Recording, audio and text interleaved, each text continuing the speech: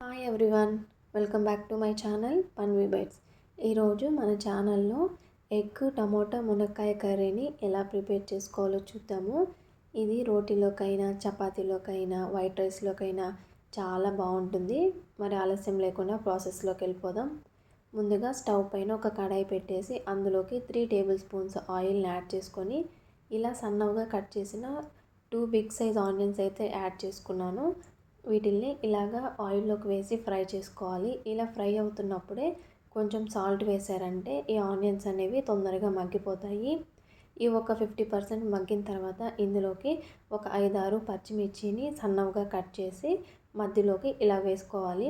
ఇది కూడా 1 నిమిషం పాటు ఫ్రై చేసుకున్న తర్వాత ఒక రెమ్మ వరకు కరివేపాకు వేసుకొని దీన్ని కానీ ఒకసారి కలుపుకోండి. ఇప్పుడు ఇందులోకి 1 టేబుల్ స్పూన్ దాకా అల్లం వెల్లుల్లి పేస్ట్ యాడ్ చేశాను.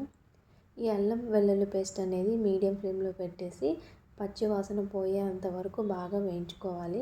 ఇలాగా వేగిన తర్వాత ఇందులోకి ఇప్పుడైతే మనం పసుపు అవైతే యాడ్ చేద్దాము.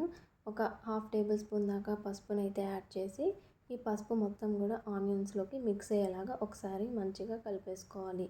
ఇప్పుడు ఇందులోకి మనం సన్నగా చాప్ చేసి పెట్టుకున్న కొంచెం కొత్తిమీరని కానీ యాడ్ చేయండి. ఇలా యాడ్ చేయడం వల్ల టేస్ట్ అనేది చాలా బాగుంటుంది. ఇప్పుడు ఈ కొత్తిమీరని కానీ ఒకసారి మంచిగా కలిపేసుకోవాలి.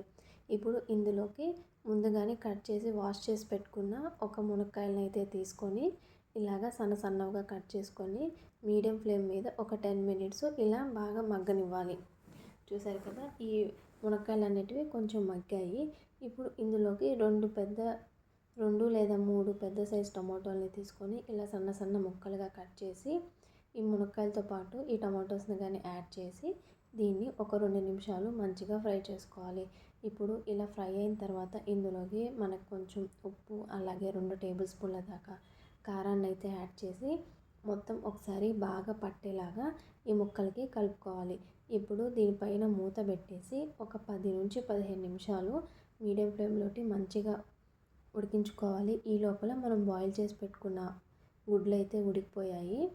మినిమం ఒక 20 మినిట్స్ ఉడికితే సరిపోతుంది. ఇలాగా ఉడికిన తర్వాత వీటిపైన ఉన్న పెక్కును ఒలిచేసుకొని ఇలాగ ఒక బౌల్లోకి పక్కన పెట్టుకోవాలి. ఇప్పుడు చూసారు కదా, ఈ టమాటోలు మునక్కాయలు అనేవి ఆల్మోస్ట్ మంచిగా మగ్గిపోయాయి. మరొకసారి బాగా కలుపుకొని ఇంకొక 5 మినిట్స్ ఉడికిస్తే సరిపోతుంది. మనకి ఆల్మోస్ట్ కర్రీ రెడీ అయిపోయినట్టే. ఇప్పుడు ఇందులోకి మనం కొద్దిగా వాటర్ యాడ్ చేసుకొని ముందుగా ఉడికించి పెట్టుకున్న గుడ్లను కూడా యాడ్ చేసి వీటిని ఈ గుడ్లు ఈ మునక్కాయలు అంతా బాగా కలిసేలాగా ఒకసారి బాగా కలిపేసుకోవాలి. చూసారు కదా, బాగా కలిసిపోయాక ఇలాగ కొంచెం మనకి చిక్కటి కన్సిస్టెన్సీ వస్తుంది. ఇలా వచ్చినప్పుడు లాస్ట్లో కొంచెం కొత్తిమీర చల్లుకొని స్టవ్ ఆపేస్తే ఎంతో టేస్టీగా ఉండే ములక్కాయ ఎగ్ ఇంకా టమాటా కర్రీ అయితే రెడీ అయిపోతుంది. వేడి రైస్లోకి వేసుకొని తినండి, లేదా చపాతీ రోటీ పుల్కా రాగి సంగటి దేంట్లోకైనా బాగుంటుంది. ఖచ్చితంగా ఈ రెసిపీని ఒకసారి ట్రై చేయండి.